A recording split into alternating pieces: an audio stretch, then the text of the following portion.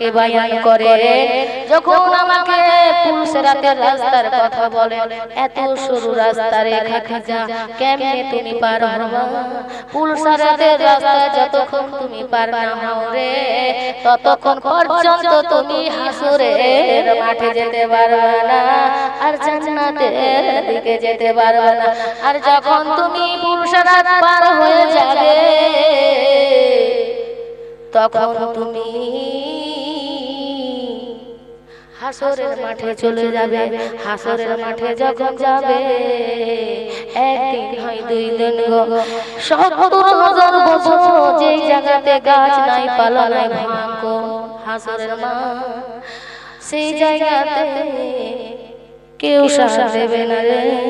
যখন তোমার নাকি, যখন তোমার লাভা হয় ওই মিজানে, ওই যে যদি তোমার দাড়ি আর পাল্লা নাম হলো মিজান, যেইখানে তোমার নেকি আর বদি লেখা, তোমার ওজন হয় একটা, যদি নেকি কম হয়ে যায় তবে তোমার কোনো রেহাই নাই রে খাদিজা। যখন আমাকে এইগুলা কথা ওয়াজ করে শোনান গো নবী, তখন আমি অটোমেটিক যেন বেহুশ হয়ে যাই। সুবহানাল্লাহ বলে। কারণ এই যখন আমাকে, আমায় তো জানি আমি রোগ নাই বালা নাই, যখন আপনি কবরের বায়ানগুলো আমাকে দেন, শুনান গো স্বামী ইয়া রাসূলুল্লাহ, অটোমেটিক আমি বেহুশ হয়ে যাই। নবী আমার নূরের পুতুল, মরুভূমির ফুল, নবী আমার নূরের পুতুল, মরুভূমির ফুল, দুই জগতে দেখিলাম না রে নবীর সমতুল, দুই জগতে দেখিলাম না রে নবীর সমতুল। চন্দ্রযান হাতের খিলনা, ফারিস্তারা দোলাই দোলনারে, দোলনাই দোলাই রাসূল, খোদার নূরে তৈরি গো আমার মুহাম্মদ রাসূল, দুই জগতে দেখিলাম না রে নবীর সমতুল। নবী আমার পথে চলে, পাথরে পড়লে পায়ের তলে রে, নবী আমার পথে চলে, পাথরে পড়লে পায়ের তলে রে, পাথর হয় যে ফুল, দুই জগতে দেখিলাম না রে নবীর সমতুল, দুই জগতে দেখিলাম না রে নবীর সমতুল। আল্লাহুম্মা সাল্লি আলা মাওলানা মুহাম্মাদ ওয়া আলা আলি সাইয়্যিদিনা মাওলানা মুহাম্মাদ। যখন আমার খাদিজাকে, যখন আমার বিশ্বনবী যখন বললেন খাদিজা বলো, তখন আমার দোজাহানের বাদশা তখন বললে বলো, তুমি যখন এইরকম হয়ে যায় বলো তোমার, আমার খাদিজা বলে ইয়া রাসূলুল্লাহ, ইয়া স্বামী গো, আমি আজকে আপনাকে এতদিন বলিনি, হয়তো আর আমি দুনিয়ায় বাঁচব না, আর আমার বোধহয় সময় নেই, তবে বলে ইয়া রাসূলুল্লাহ, ইয়া স্বামী গো, আমি আপনাকে বলি, আমি আপনাকে তিনটা জিনিসের জন্য নসিহত করে যাব। আমার বিশ্বনবী বললেন, বলো খাদিজা বলো, তিনটা নয় তুমি আমার জন্য, তোমার মক্কা শহরের যত তোমার চাইতার ধনী কেউ ছিলেন না রে খাদিজা। বলো বলো, তুমি যখন তোমার আমাকে পাওয়ার জন্য তোমার ধন সম্পদকে তুমি নিজের এত ধন আমার কাছে দিয়েছো, পদতলে বিছায় দিয়েছো। তুমি বলেছিলে তুমি যদি চাইতে আমি তোমায় কলেজা ছিঁড়ে তোমার পদতলে দিতে রে খাদিজা। স্বামী স্ত্রীর মহব্বত কাকে বলো মা? একবার যদি আপনারা লক্ষ্য করে দেখেন আমার হযরতে মা ফাতেমার চরিত্র, হযরতে খাদিজার চরিত্র, আমার আয়েশা সিদ্দিকার চরিত্র, মা স্বামীকে কখনো বেয়াদবি করতেন না। মা গো বলি, স্বামী তোমার পায়ে, তোমার স্বামীর পায়ে তলে তোমার জান্নাত গো মা। স্বামী যদি নারাজ হয়ে যায়, তুমি যতই ইবাদত করতে যাও না গো মা, তোমার সব বেকার হয়ে যাবে। মা বোনেরা, তোমরা নিজের গিয়ে বাড়িতে তোমার স্বামীকে সালাম দেবে গো মা। তোমার স্বামী তোমাকে দেবে, তোমার বাচ্চা তোমাকে শিক্ষা নেবে। তোমার পরিবেশটাই শয়তান বসবাস করতে পারবে না। মা গো একবার দেখে, একবার ইসলামের দিকে দেখেন, আমার মায়ের দিকে দেখে। মা কেমন ভালোবাসা ছিলেন, আপনারাও মা প্রত্যেক স্বামীর আপনার মায়া মমতা যেই দিন যদি আপনারা মা যেদিন বিয়ে একটা ওয়াপার ছেলের সঙ্গে যদি বিয়ে দেওয়া হয়, যেই আপনার বিয়ে হাতে হাত দিয়ে সম্পন্ন হয় গো মা, আল্লাহর আরশ খুশি হয়ে যায়, রহমত বর্ষায়। সুবহানাল্লাহ বলে। তবে দেখেন, দুনিয়া ছেড়ে যদি আমরা স্বামীর কাছে শান্তি পাই, আমাদের আখিরাতও আল্লাহ রাসূল ঘোষণা করে দিয়েছে। সুবহানাল্লাহ বলে। মা স্বামীর সঙ্গে তর্ক করতে যাবে না গো মা, পরক্রিয়া থেকে বেঁচে যাবে। মা এখন আপনার পরক্রিয়া হচ্ছে বেশি, আপনার কিন্তু এই পরক্রিয়া থেকে মা বেঁচে থাকে। নিজের স্বামী যদি বাইরে যায় মা, দুই মার আসবে না, আপনি আল্লাহর দিকে ঝুঁকে পড়ে আল্লাহুম্মা ইন্নাল্লাহা মা'আস সাবিরিন, জীবন যাপনকে আপনি সঁপে দেন। আল্লাহ অটোমেটিক তোমার জন্য জান্নাতের দরজা খুলে রেখেছে গো মা। মা স্বামী কেমন জিনিস, স্বামী যদি মর্যাদা, আপনি যদি স্বামীকে রাজা বানাইয়া রাখেন, আপনাকে রানী বানাইয়া রাখবে। আর আপনি যদি স্বামীকে যদি নারাজ রাখেন, আল্লাহ নারাজ হয়ে যাবে।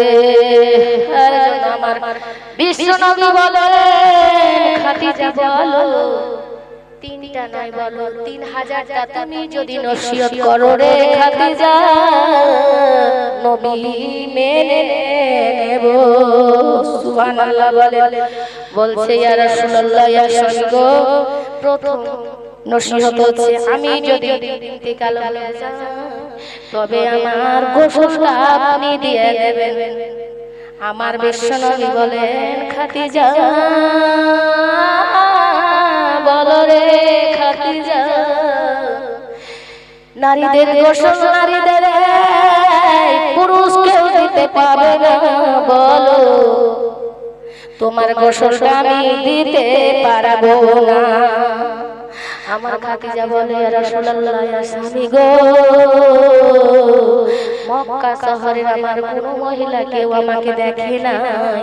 আর যদি আজকে গোসল দেওয়ার সময়, তো জানেন গো মা, গোসল দিলে কি রূপ দরকার আপনারা জেনে নেন। আমাকে তো রাখবে, কিভাবে গোসল দেবে? আমাকে যদি সে রাখে, আমার স্পষ্ট দেহের সব কিছু বুঝে যাবে। ওই মক্কাবাসীর মেয়েরা কার বোনের সামনে আলোচনা যাবে, কার ভাইয়ের সামনে আলোচনা করবে, বনে বনে আলোচনা করবে, বান্ধবীর সাথে আলোচনা করবে। খাদিজার রূপ সৌন্দর্যটাই এই ছিল।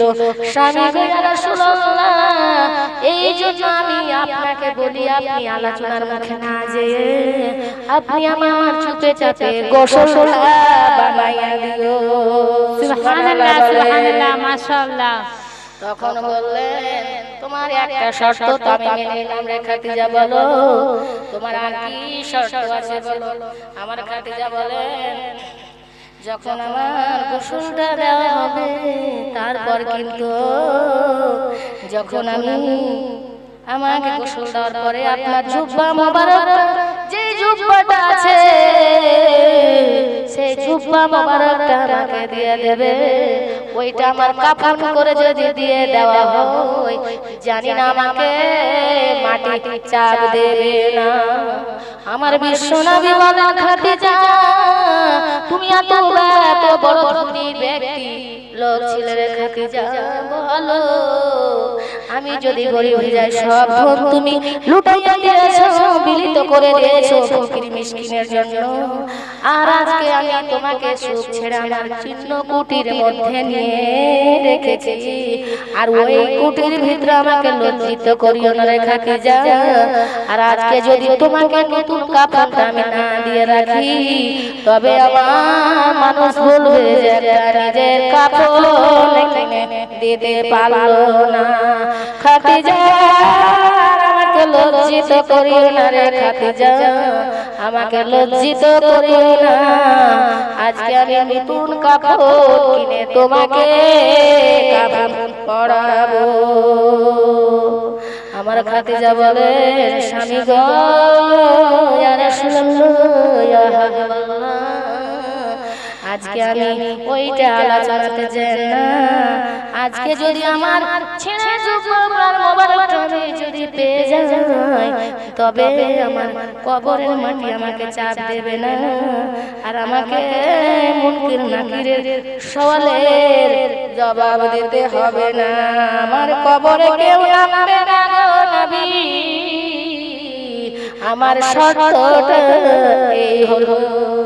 আমার যখন বিশ্বনবী বলল, ঠিক আছে তবে আমি তোমার দুইটা শর্ত মেনে নিলাম। বলো বলো রে খাদিজা, তিনটা শর্ত তোমার কি আছে বলো। তখন আমার খাদিজা বলল, যখন হযরত খাদিজা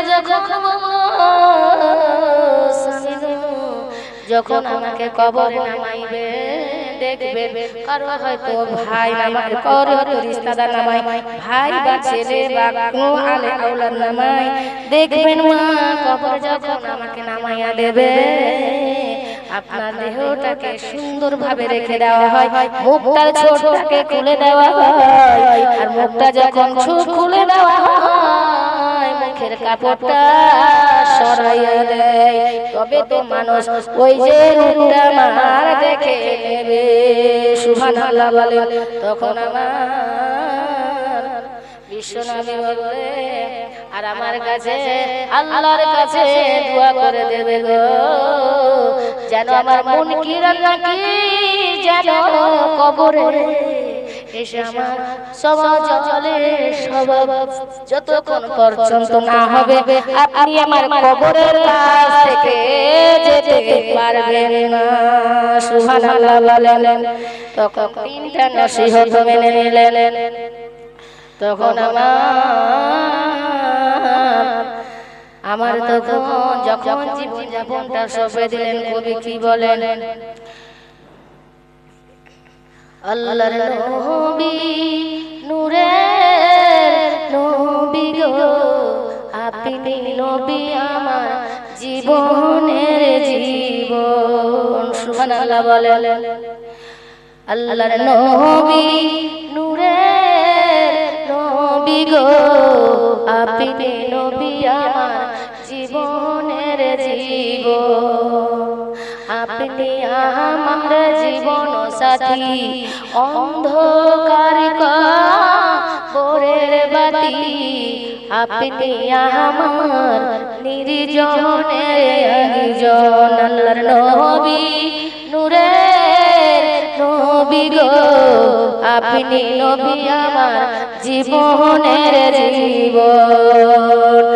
আরে দেখিলাম কত মজেজা ভাগ্যবতী হয় খাদিজা, দেখিলাম কত মজেজা ভাগ্যবতী হয় খাদিজা, সবে দিলেন নবী জীবন আর জৈবন। আল্লাহর নবী নূরের নবী গো আপনি নবী আমার জীবনের জীবন। আল্লাহুম্মা সাল্লি আলা সাইয়্যিদিনা মাওলানা মুহাম্মাদ ওয়া আলা আলি সাইয়্যিদিনা মাওলানা মুহাম্মাদ। তবে জীবন আর যৌবন যখন আল্লাহ রাসূলকে সঁপে দিলেন, আল্লাহ রাসূল সেটা মেনে নিলেন, তারপর হঠাৎ যেন খাদিজার ইন্তেকাল হয়ে গেল। সবাই পড়ে ইন্না লিল্লাহি ওয়া ইন্না ইলাইহি রাজিউন। আমি বক্তব্যকে মা তাড়াতাড়ি এগাচ্ছি কারণ টাইম কথা বলছি, তাই সে হাজির হয়ে যাবে। মানে এখানে আমরা দেখলাম যে নতুন মাদ্রাসা তো নিয়মগুলো একটু আলাদা। আজকে শুক্রবার আমরাকে জোহরে নামাজ পড়েই কিন্তু উঠিয়ে দেওয়া হয়, তারপর আমরা 2 ঘন্টা 2.5 ঘন্টা বলতে পাই, আবার বক্তা আসে, তারপরে জালসাটা আমাদের ঠিক। আজকে শুক্রবারও যেহেতু আর বেচারা নতুন, তার জন্য হয়তো বুঝতে পারেন টাইমটা অনেক এগিয়ে গিয়েছে। তো যাই হোক, আমাদের টাইম তো বললে তো অনেক, তো আমি অনেক কিছু ছাড় করে বলছি, যেহেতু জীবনী না, আর জীবনী যদি ইনশাআল্লাহ আমি কুরবানির পর থেকে জীবনী 7 রাত 5 রাত ইনশাআল্লাহ আমি চলছি, আমি করছি এবং রানিং হয়ে যাওয়ার জন্য চেষ্টা করছি। আল্লাহ আপনাদের সম্মুখে যদি কোনোদিন আসা তৌফিক দেয়, তবে কোনোদিন জীবনীতে সব কিছু শুনতে পাবেন। আর এমনি তো আজ করছি মা, আমি দূর দূরান্তই যাই হোক যে বললে তো হবে না, ভালো লাগলে তবে বলবো। যাই হোক, তো আমার যখন রাসূলুল্লাহ আমার খাদিজার যখন ইন্তেকাল হয়ে গেল, ইন্না লিল্লাহি ওয়া ইন্না ইলাইহি রাজিউন কলমা তখন পড়লেন, বলছে লা ইলাহা ইল্লাল্লাহ মুহাম্মাদুর রাসূলুল্লাহ বললেন। তখন আমার খাদিজা কিন্তু কলমা পড়ে ইন্তেকাল হয়ে গেলেন। তখন ওই জন্য বলছে লা, সবাই বলো লা ইলাহা, কলমাটা লা ইলাহা ইল্লাল্লাহ, বলো লা ইলাহা ইল্লাল্লাহ। তোমার মতো এত ভালো আর তো কেউ বাসে না, তাই তো রাসূল আমি তোমার দিবানা।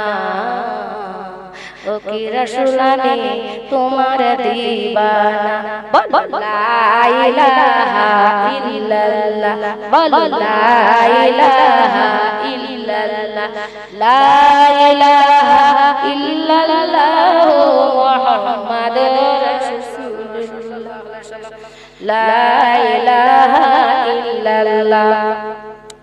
ও কি শুনেছি কি তাবে লেখা, নবী ছাড়া আমার জীবন ফাঁকা গো। কি শুনেছি কি তাবে লেখা, নবী ছাড়া আমার জীবন ফাঁকা গো। নবীজিকে ভালো না বাসিলে, নবীজিকে ভালো না বাসিলে আল্লাহ পাওয়া যাবে না, তাই তো রাসূল আমি তোমার দিবানা। কি রাসূল আমি তোমার দিবানা, বলো লা ইলাহা ইল্লাল্লাহ, বলো লা ইলাহা ইল্লাল্লাহ, লা ইলাহা ইল্লাল্লাহ মুহাম্মাদুর রাসূলুল্লাহ। আল্লাহুম্মা সাল্লি আলা সাইয়্যিদিনা মাওলানা মুহাম্মাদ ওয়া আলা আলি সাইয়্যিদিনা মাওলানা মুহাম্মাদ। এক মেয়েকে বলেছিল তোমার স্বামীর পায়ের তলে জান্নাত বলেছিলেন এক আলেম সাহেব। তো তিনি বলছেন যে ঠিক আছে, আমার যখন স্বামীর পায়ের তলে জান্নাত, আমি সেটা যতক্ষণ না দেখবো ততক্ষণ পর্যন্ত কিন্তু আমি ছাড়ছি না। কে করে ওটা? শয়তানি মেয়ে করে, ভালো মেয়ে করে মা, সেটা করে না। চলছে, অথচ স্বামীর কাছে গেছে, স্বামীর কাছে বলে গেছে, বলছে স্বামীর পায়ের তলে খুঁড়ছে। তো এত খুঁড়ে খুঁড়ে খুঁড়ে, আমরা তো মহিলা, আমরা তো বেশি খুঁড়তে কি পারবো? খুঁড়তে গেলে আমরা মানে অসুস্থ বোধ করবো আর কি, আমাদের তো শরীরটা হেসফেসে যাবে, আমরা তো ওই কাজে না, যে তোমরা যে কাজে সেই কাজই আমাদের সময় পাই। তো মহিলা বলছে না, আমি জান্নাত যতক্ষণ আমার স্বামীর পায়ে না দেখো ততক্ষণ মৌলবীর কথা শুনবো না, জান্নাতে মানে যতক্ষণ না বলবে ততক্ষণ দেখবো না, দেখো আমি ওই মৌলবীর কথা ছাড়ছি। বলছে স্বামী যে হারে রহিমা মা, সব জালসা শুনছিস, তুই এখানে কি করছিস? বলছে মৌলবী বললে যে স্বামীর পায়ের তলে জান্নাত, তো সেই তার জন্য তোমার পায়ের তলে আমি খুঁড়ছি, যতক্ষণ আমি জান্নাত না দেখবো ততক্ষণ পর্যন্ত কিন্তু ছাড়ছি। তো বলছে এইরকম করে জান্নাত পাওয়া যায় না রে পাগল, তুই আমার গা হাতটা টিপে দে, তেল দে, আমি যদি দোয়া করি তবে তুই জান্নাত পাবি। বলছে ওই রকম আমার জান্নাতের দরকার নেই, নাউজুবিল্লাহ পড়েন। মা বোন কেউ এই লাইনে যাবেন না, কারণ স্বামী হচ্ছে আপনার পায়ের তলে। আপনি স্বামী, আল্লাহ এমন করেছেন আপনাকে যে আল্লাহ চাইলে আপনাকে মাথার উপরের মাটি দিয়ে আপনাকে তৈরি করতেন, হাতের মাথা দিয়ে স্বামীর মাথার মাটি দিয়ে আপনাকে তৈরি করতেন। আল্লাহ যদি চাইতেন তবে আপনাকে আল্লাহর ওই স্বামীর হাতের মাটি দিয়ে আপনাকে তৈরি করতে পারতেন। আল্লাহ যদি চাইতেন স্বামীর পায়ের তলার মাটি দিয়ে তৈরি করতেন, কিন্তু যেহেতু আল্লাহ জানেন সবকিছু যে আমরা নারীদের কোন জায়গাতে দিলে সেই আমাদের ভাগ্যবতী মায়েরা সেই হবে, তার থেকে আমার স্বামীদের বাম দিকের মাটি এবং হাত দিয়ে সেই জায়গার মাটি নিয়ে নারীদের আমাদের মাথার যদি মাটি দিয়ে স্বামী বানানো হতো তো স্বামীর মাথায় পড়ে নাচতো, হাতের যদি মাটি দিয়ে বানাতো স্বামী তবে হাতের মুঠে হয়ে যেত, পায়ের যদি তলা থাকতো মেয়েদেরকে জুতি মনে করতো, কিন্তু না, আল্লাহ এমন এক জায়গার মাটি দিয়ে তুলেছে নিজের স্বামীর দুঃখ স্থল হৃদয়ের মাটি দিয়ে আপনাকে তৈরি। তখন আপনার ওই যে যখন জুব্বা মোবারকটা যখন দেওয়া, আবার যখন আপনাকে কাফন পরানো হলো গো, কাফন পরানোর পরে যখন আপনাকে কবর যখন নামাইতে যাবে, তখন আমার আল্লাহর রাসূল যখন একবার বলেছিলেন আল্লাহ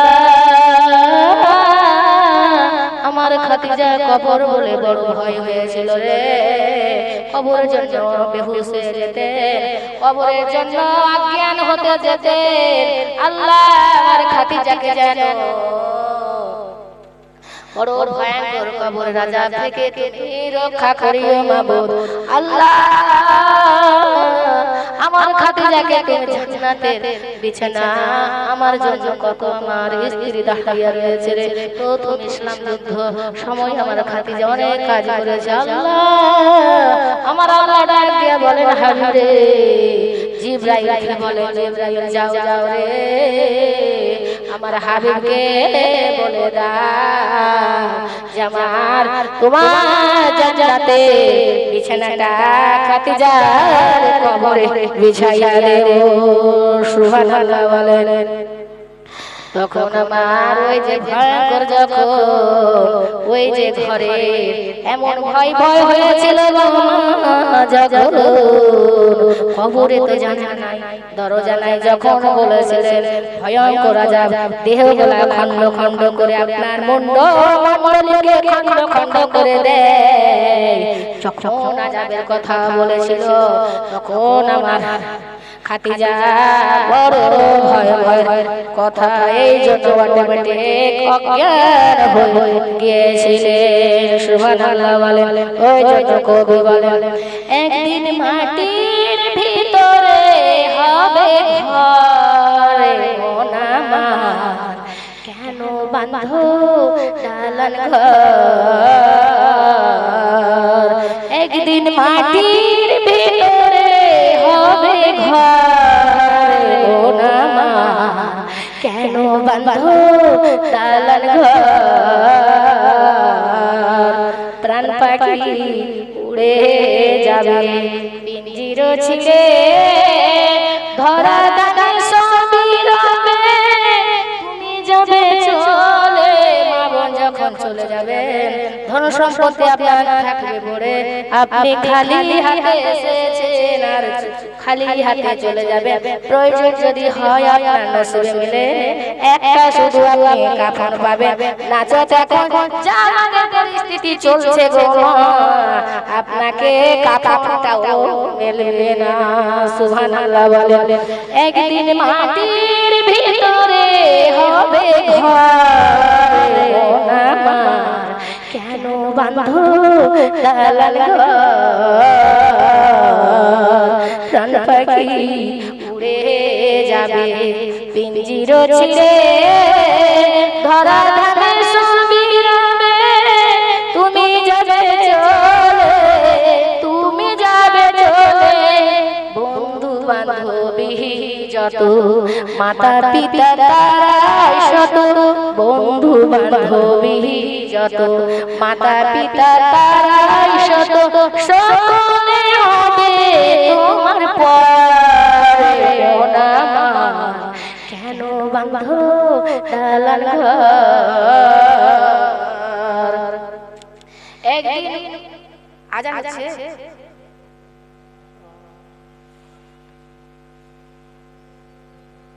আর আমার টাইম বেশি নাই মাত্র একটু তাড়াতাড়ি করে শেষ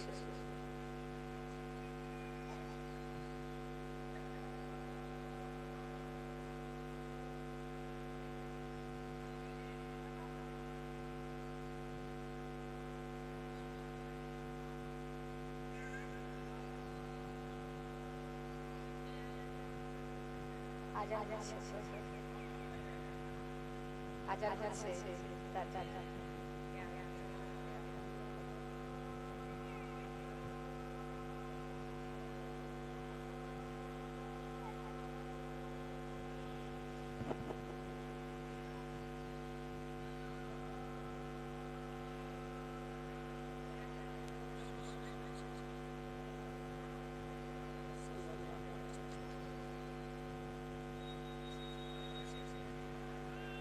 দেহ তোমার চর মোচা গলে পচে যাবে দেহ তোমার চর মোচা দেহ তো সব বুঝতে পারছেন আমি বাংলারই বলছি বুঝতে পারছেন তোমার কথা দেহ মা কিছুই থাকবে না আমি তো ব্যাখ্যা করার সময় নাই সময় কথা বলছে তার জন্য বলছি কারণ যে খুব সংক্ষিপ্ত সময় ওই জন্য চলে আসলো নাকি আপনি চলে এসেছে আরে না নারে তাকবীর আল্লাহু আকবার নারে তাকবীর আরে আমি কি বলবো বসতে দেন আমি তিন দিছি তাড়াতাড়ি দেহ তোমার চর মোচর গলে পচে যাবে শিরা উপর শিরাগুলো ছিন্ন ভিন্ন হবে ছিন্ন ভিন্ন হবে মন্ড মেরুদণ্ড মন্ড মেরুদণ্ড সবই তোমার হবে খণ্ড খণ্ড মন্ড মেরুদণ্ড সবই হবে তোমার খণ্ড খণ্ড মাটির উপরে পড়ে যাবে রে মোনা কেন বাঁধো দালান ঘর একদিন মাটির ভিতরে হবে ঘর মোনা কেন বাঁধো দালান ঘর মা সাল্লি আলা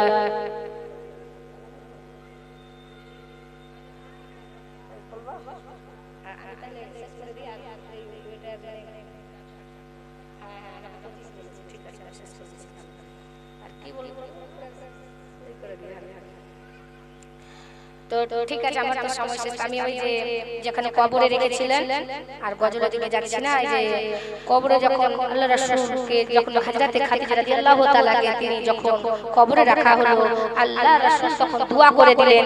দোয়া করার পরে আল্লাহ বলে দিলেন, জিবরাইল যাও যাও যাও, তাকে আমার হাবিবকে ডাক দিয়ে বলো তাকে জান্নাতের বিছানা বিছাইয়া দেওয়া হলো হযরতে খাদিজা রাদিয়াল্লাহু তাআলা আনহাকে। তো একদিন নয়, দুই দিন নয়, তিন দিন নয়, এক সপ্তাহ ধরে কিন্তু আমার বিশ্ব নবী আপনার কবরের কাছ থেকে কিন্তু সরলেন না, সরলেন না, একদম সরলেন না। তখন আমার আল্লাহ বললেন, আমার জিবরাইল যাও যাও রে, আমার হাবিবকে ডাক দিয়া বলো যদি খাদিজার কবরের কাছে এইভাবে যদি থাকে তবে আমার দুনিয়ার আগে বাড়বে না, তাকে কিয়ামত টেনে দেব। সুবহানাল্লাহ বলে। যখন কিয়ামত টেনে দেওয়ার কথা হলো তখন আমার আল্লাহ যখন বললেন, যখন জিবরাইলকে পাঠাইয়া আমার সঙ্গে সঙ্গে বিশ্বনবী আকায়ে নামদার মাদানী নামদার যখন বাড়ির দিকে রওনা হয়ে গেল, আর খাদিজার কবর থেকে চলে গেলেন। যখন বাড়ির দিকে যায়, বাড়ির দিকে যাওয়া যখন সময় হয়ে গেল, তারপরে ইসলাম প্রচারের জন্য বেরিয়ে যাবে। তো আমার খাদিজা, আমার যখন ফাতিমা যখন বয়স ছিলেন 13 বছর, তখন আমার ফাতিমা মা নাই, মা হারা হয়ে গেল। আব্বা এক সপ্তাহ কবরের কাছে আছে, তখন কান্নার কান্না করতে আরম্ভ করলে, তখন আমার আব্বা জান বাড়ি গেল। আব্বা জান বিশ্বনবী যখন আমার ফাতিমাকে বলে, ওরে আমার ফাতিমা, মা বলো তুমি আর কান্না করিও না, তোমার কান্না সহ্য করতে পারি না রে, তুমি বলো তুমি আজ থেকে আমার ফাতিমা বলে, আল্লাহ আমার আব্বা জান আমি মা হারা হলাম, আমার কে মাথায় তো তাজ নাই, আমি কে আমাকে রান্না বান্না করে দেবে, কার কাছে থাকবো আব্বা, আজ থেকে আমি এতিম হয়ে গেলাম। এতিমের কত বড় জ্বালা, এতিম যার বাবা নাই মা নাই, এই কষ্টটা তিনি জানেন, আর যার আছে সে এই ব্যথা জানেন না। যদি কারো কোনো মায়ের স্বামী যদি না থাকে, স্বামীর অনুভবটা হয় কি? আমার খাদিজা আমার যখন ফাতিমাকে বললেন, আমার ইয়া রাসূলুল্লাহ বললেন, ফাতিমা বলো মা, আমি যখন ছোট ছিলাম রে, তখন আমার পেটে রেখে আমার মা ইন্তেকাল করেছে, 6 বছরে মা ইন্তেকাল করেছে। বলো আমার মা, তুমি আমার সামনে কান্না করিও না, আজ থেকে বলো মা, আজ থেকে আমি তোমার আম্মা, আমি তোমার আব্বা, তুমি আর কান্না করিও না। এতিম কত জ্বালা, এতিমের বড় ব্যথা। এই জন্য কবি বলেন, আমি এতিম হয়ে কাঁদি না কেন তোমরা বলতে পারো, আমি এতিম হয়ে কাঁদি না কেন তোমরা বলতে পারো, এতিম ছিলেন আমার নবী, এতিম আমিও। নাই বাবা মাই আমার, নাই যে বাড়ি ঘর, আমার মতন কপাল পোড়া আর তো ভবে নাই, তবে মনে নিয়ে যন্ত্রণা কাটাই দিন রাত, তবু মনে নিয়ে যন্ত্রণা কাটাই দিন রাত। এতিম ছিলেন আমার নবী হযরত মুহাম্মদ, আমি এতিম হয়ে কাঁদি না কেন তোমরা বলতে পারো, আমি এতিম হয়ে কাঁদি না কেন তোমরা বলতে পারো, এতিম ছিলেন আমার নবী, এতিম আমিও। আল্লাহুম্মা সাল্লি আলা সাইয়্যিদিনা মাওলানা মুহাম্মাদ ওয়া আলা আলি সাইয়্যিদিনা মাওলানা মুহাম্মাদ। আর তোমার সময় নেওয়া বক্তা চলে এসেছেন, আমি একটা শুধু 2 দুটা গজল বলে আমার নিজের বক্তব্য শেষ করে আমি বিদায় নিচ্ছি।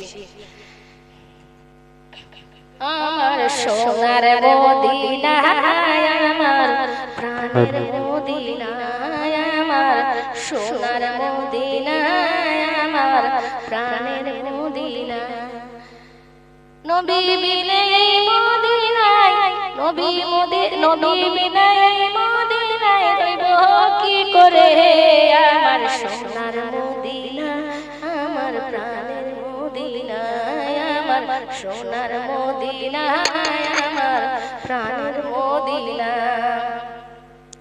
নবীর ইন্তিকালে বেলাল বেকুল হয়ে বলে নবীর ইন্তিকালে বেলাল বেকুল হয়ে বলে তোমা ছাড়া কেউ নাই আমার তোমা ছাড়া কেউ নাই আমার এই জীবন কালে আমার সোনার মদিনা আমার প্রাণের মদিনা আমার সোনার মদিনা আমার প্রাণের মদিনা নবী বিনা এই মদিনায় নবী বিনা এই মদিনায় রইব কি করে আমার সোনার মদিনা আমার প্রাণের মদিনা।